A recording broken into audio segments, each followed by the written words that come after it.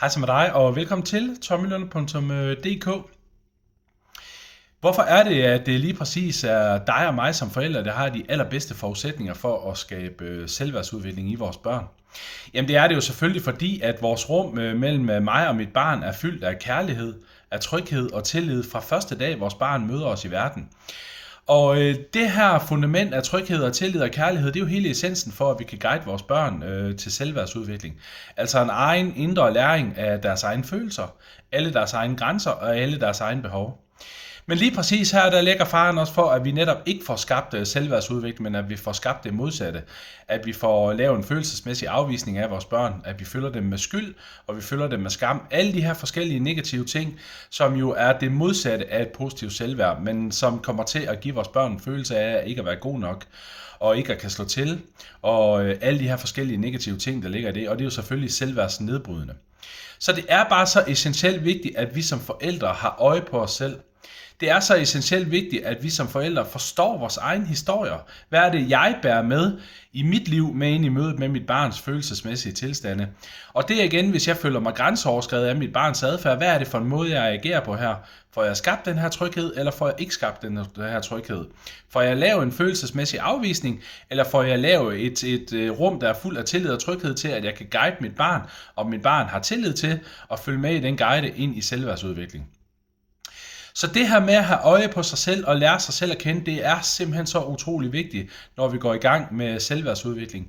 Vi har alle mulige forskellige, både kulturelle og egen personlige måder at agere på i forhold til opdragelse, i forhold til grænsesætning, i forhold til at tro, hvordan det er, at vi lærer vores børn at gøre det rigtige, i stedet for at have en adfærd, som vi ikke vil acceptere som forældre. Men hvis ikke vi grundlæggende formår at få skabt tryghed og tillid, men får skabt det modsatte, så får vi aldrig skabt fundamentet til selvværdsudvikling.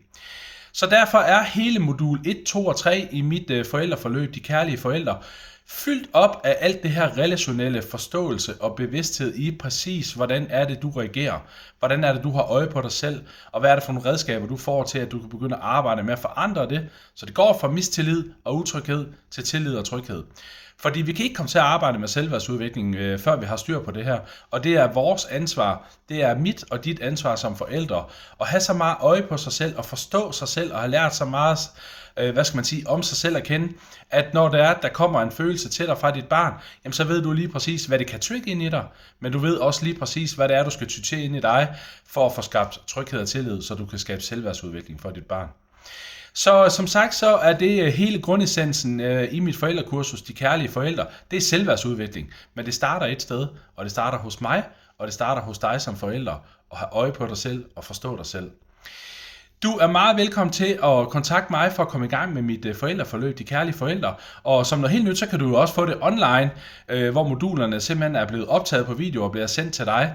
Og her vil jeg selvfølgelig altid anbefale, at man får personlig sparring undervejs.